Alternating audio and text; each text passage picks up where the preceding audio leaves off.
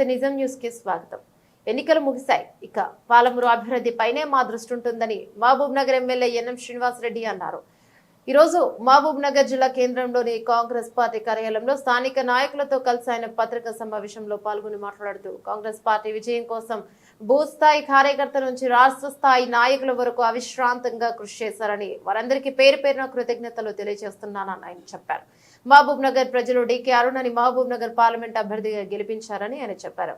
Mahabub Nagar parliament అభ్యర్థిగా విజయం సాధించిన డీకే అరుణకి హృదయపూర్వకంగా అభినందనలు తెలియజేస్తున్నానన్నారు.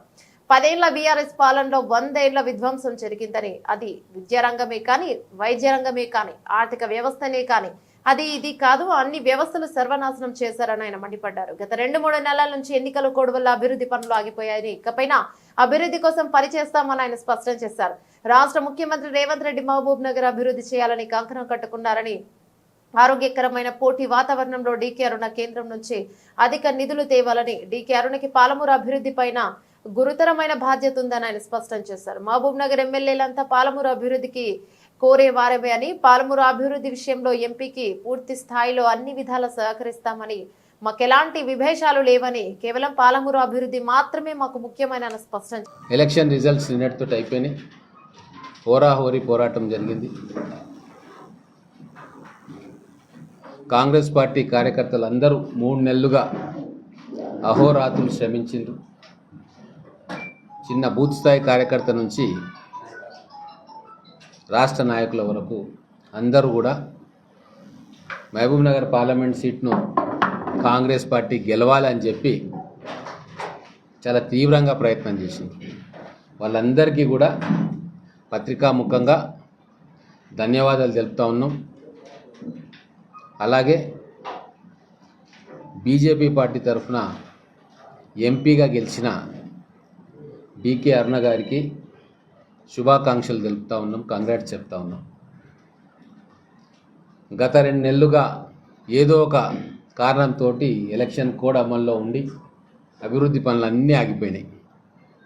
ఈరోజు నుంచి మళ్ళీ అభివృద్ధి మీద దృష్టి పెడదాం.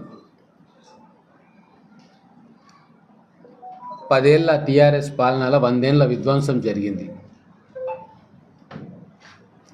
వాటన్నిటిని కూడా ఒక్కొక్కటిగా సరిచేసే ప్రయత్నం రేవంత్ రెడ్డి గారి నాయకత్వంలో రాష్ట్ర ప్రభుత్వం చేస్తూ ఉంది.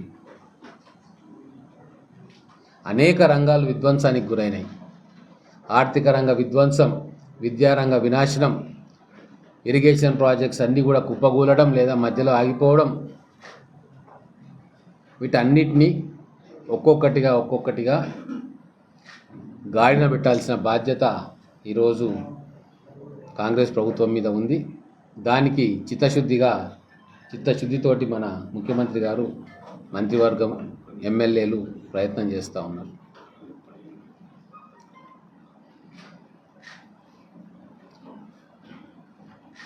ఈరోజు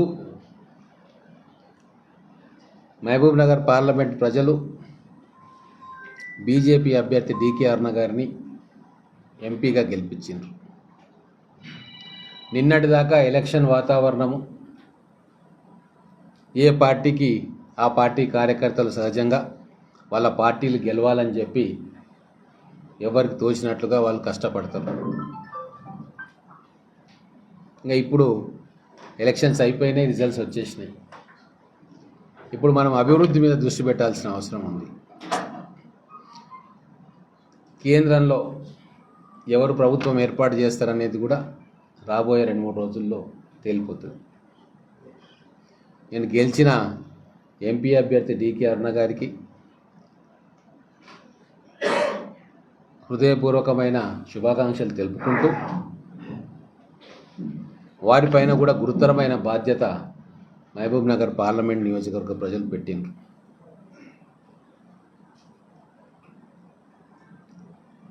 ఇక్కడ రేవంత్ రెడ్డి గారు ముఖ్యమంత్రిగా మహబూబ్ నగర్ పార్లమెంటుకు, మహబూబ్ నగర్ జిల్లాకు కమిట్మెంట్ తోటి అనేక ప్రాజెక్టులు తేవడానికి వారు కూడా సంకల్పం తీసుకొని ప్రయత్నం చేస్తూ ఉన్నారు. కొన్ని గ్రౌండ్ అయినా ఇంకా గ్రౌండ్ కాబోతూ ఉంది. అదే క్రమంలో రేపు ఒకవేళ ఎన్డీఏ ప్రభుత్వం కేంద్రంలో వస్తే బీజేపీ ప్రధానమంత్రి ఉంటాడు కాబట్టి ఇక్కడ బీజేపీగా ఎంపీగా గెలిచిన డీకే అరుణ గారు కూడా పాలమూరు డెవలప్మెంట్ విషయంలో శాయశక్తులా కృషి చేయాలని చెప్పి మేము కోరుకుంటా ఉన్నాం. ఒక ఆరోగ్యకరమైన పోటీ వాతావరణం మహబూబ్ నగర్లో నెలకొల్పాలని చెప్పి ప్రజలు ఆశిస్తూ ఉన్నారు.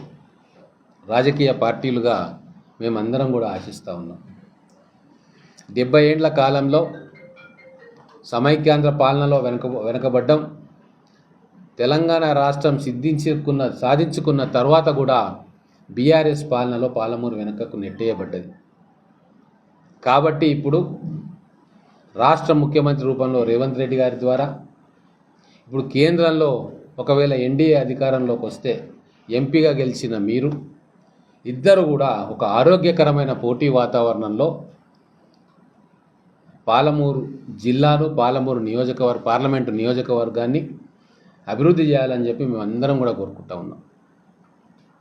ఒక ఆరోగ్యకరమైన పోటీ ఉండాలి. ఇప్పుడు కేంద్రం నుంచి అరుణ గారు ఎన్ని నిధులు తెస్తారు, రాష్ట్రం నుంచి రేవంత్ రెడ్డి గారు మహబూబ్ నగర్కి ఎన్ని నిధులు పంపుతారు, వీటి మధ్యనే ఆరోగ్యకరమైన పోటీ ఉండాలి.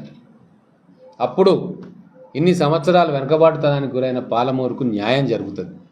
బహుశా అందుకేనేమో కేంద్రంలో బీజేపీని అక్కడ అధికారం వస్తుందేమో అన్న దాంతో బీజేపీ అభ్యర్థిని గెలిపించుకున్నారు. కాబట్టి ఇదే నేను గుర్తు చేయదలుచుకున్నా. గౌరవ రేవంత్ రెడ్డి గారు, గౌరవ పార్లమెంట్ సభ్యురాలు డీకే అరుణ గారు వచ్చిన ఈ అవకాశాన్ని పాలమూరు జిల్లా అభివృద్ధి కోసం ఒక ఆరోగ్యకరమైన పోటీ వాతావరణంతో ఇక్కడ ప్రజలకు మేలు చేయాలని చెప్పి మేము ఆశిస్తూ ఉన్నాం.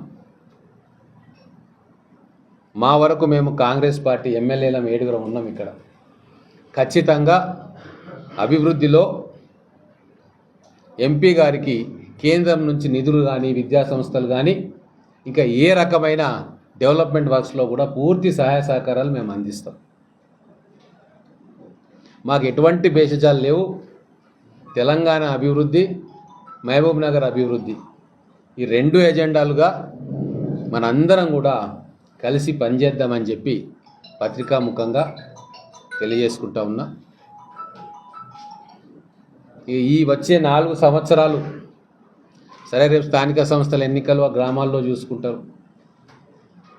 అవి ఏ ఉన్నా సరే మహబూబ్ నగర్ పార్లమెంటు మరియు మహబూబ్ నగర్ జిల్లా అభివృద్ధి కోసం సంపూర్ణంగా మేము మీకు సహకరిస్తాము.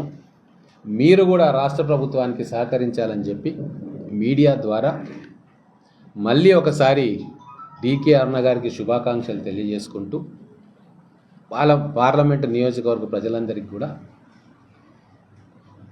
విజ్ఞప్తి చేస్తున్నాము.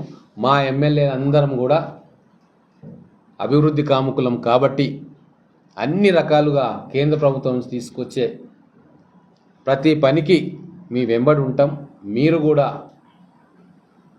వచ్చిన ఈ అవకాశం మహబూబ్ నగర్ పార్లమెంట్ నియోజకవర్గ అభివృద్ధి కోసం ఎక్కువ సమయం కేటాయించాలని చెప్పి విజ్ఞప్తి చేస్తూ భవిష్యత్తులో ఒక ఆరోగ్యకరమైన పోటీ వాతావరణాన్ని మన జిల్లాలో నెలకొల్పుకుందాం.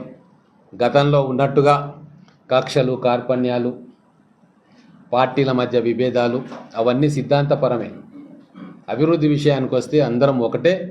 మహబూబ్ నగర్ అభివృద్ధి కోసం అందరం కూడా కలిసికట్టుగా పనిచేయాలని చెప్పి ప్రజలు తీర్పు ఇచ్చారు. కాబట్టి ప్రజా తీర్పును శిరసా వహిస్తూ గౌరవిస్తూ ఆ మార్గంలో ప్రయాణం చేయాలని చెప్పి సవినయంగా అందరికీ కూడా మనవి చేస్తాం.